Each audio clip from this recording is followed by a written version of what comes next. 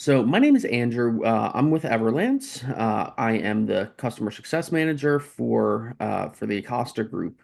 So today we're going to be going over the favor program on a high level. All of those that are invited to this, you've currently been on a cent per mile program and are now moving to the favor program. So we're going to go over what the favor program is.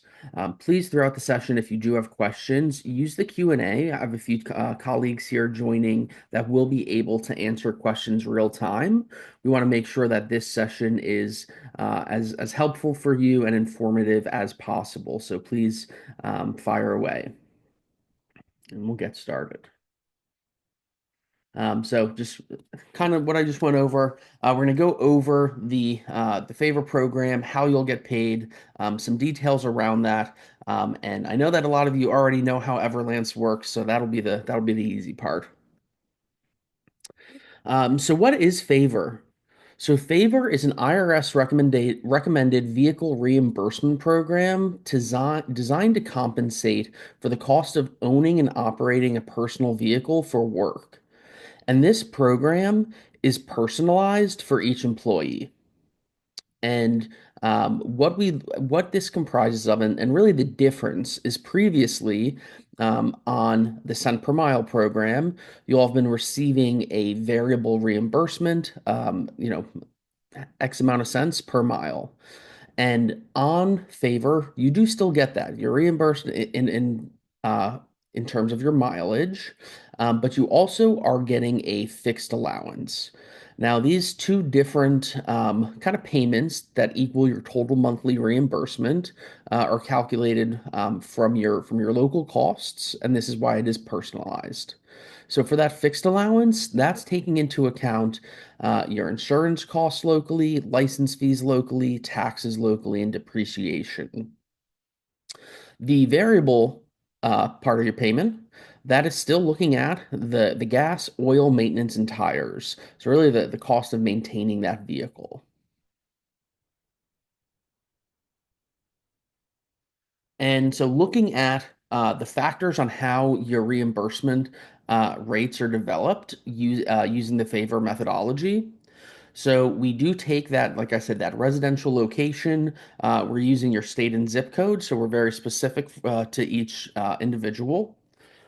We're also looking at the annual business miles you drive because that's going to impact depreciation, maintenance, and other costs. And then the favor program has a program-based vehicle, and that vehicle model is used as an index benchmark, and the MSRP as the baseline. And it also looks at a retention period, and that's the time frame, typically 2 to 8 years. For you all, it will be 10, over which the depreciation is spread.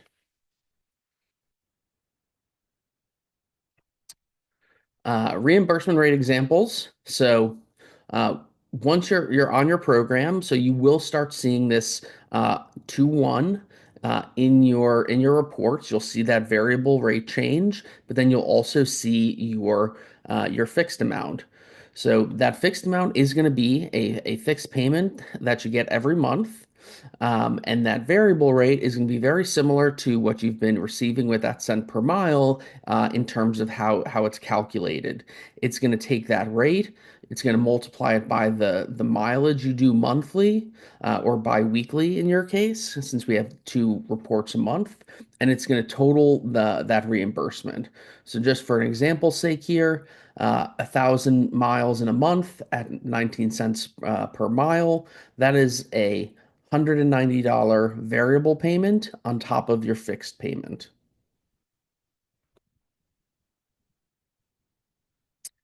Now, with favor, there are a few differences.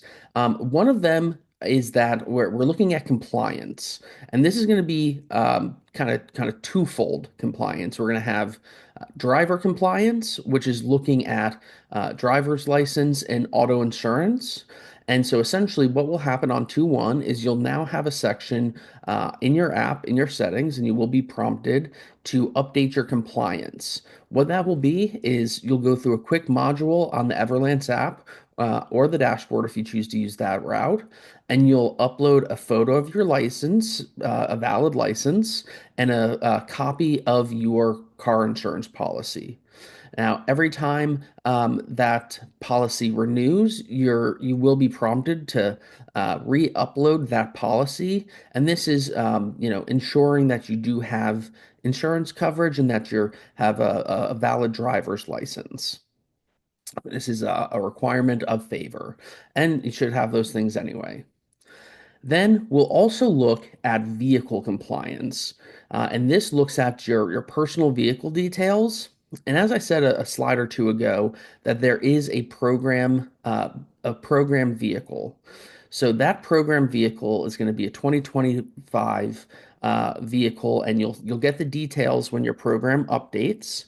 And essentially, there's a age requirement, so looking at a retention period, and an a minimum and an MSRP requirement. And so we will test your vehicle against these requirements to see if your vehicle is in compliance. And if it is, that's fantastic. Your reimbursement is totally tax-free. If it's not, then there could be some tax liability. So just looking what non-compliance for both documents and vehicle looks like. So that document compliance, that license and insurance, if you don't have this compliant uploaded on the dashboard, the company may choose to withhold your reimbursement. So it is something you want to make sure you're getting uploaded.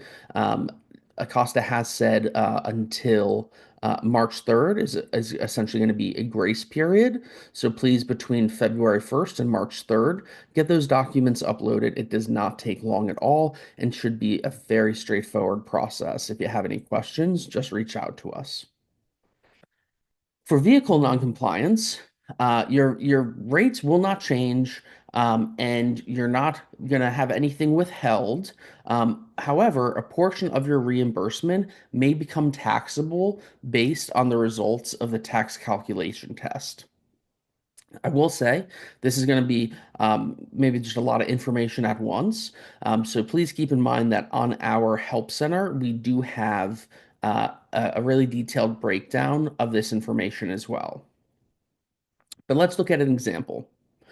A sales rep with a 2014 vehicle drove 6,000 miles in 2024 under a favor program and was reimbursed $4,360.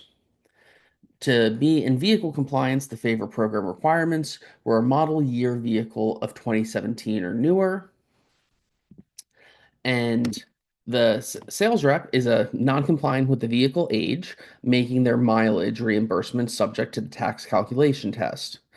If the sales representative were under a cent per mile program with the IRS standard rate, they would have gotten $4,200 based on that 6,000 miles that they drove that year.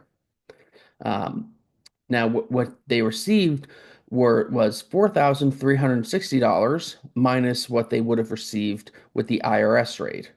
So that is a $160 difference. And so $160 is what would be taxable at the end of the year. Now, I will say Everlance does provide this information for you. So it's not something you necessarily need to do on your own. But also, if you do have questions, I recommend reviewing the additional documentation we have on our help center and also reaching out to a tax professional. But we will send a end of year tax report for you that you'll have on the dashboard. Now, I know that's kind of a lot of information at once, especially the tax aspect, but we want to make this transition as easy as possible for you. So please don't hesitate to reach out with questions. Now, kind of moving forward, what to do. All of you usually should be already having the app downloaded. For the next step, starting February 1st, you will have access to that compliance section. So please do again make sure you are completing that compliance section before March 3rd. And then just you will continue tracking your mileage and submitting your reports as normal. There's really not going to be much of a change in your day to day. Really, the biggest change is going to be just the structure of the payment and the compliance aspect. Apart from that, you will continue tracking mileage as you have been. And that is really what we've got for you today. I know it says Q&A, but we can only do that via the chat. It doesn't look like other questions have come through. Um, if there are any, please send them now. But what I would say is, please do. Uh, yes, Anthony, we can get the PowerPoint shared along with the recording, and also we can include some links to the Everlands Help Center that kind of touch on the topics we went over today. Thank you all for joining. That is what we've got for you. Please reach out to our support team if you have any questions. We want to make this transition for you as smoothly as possible. Thanks so much and have a great day.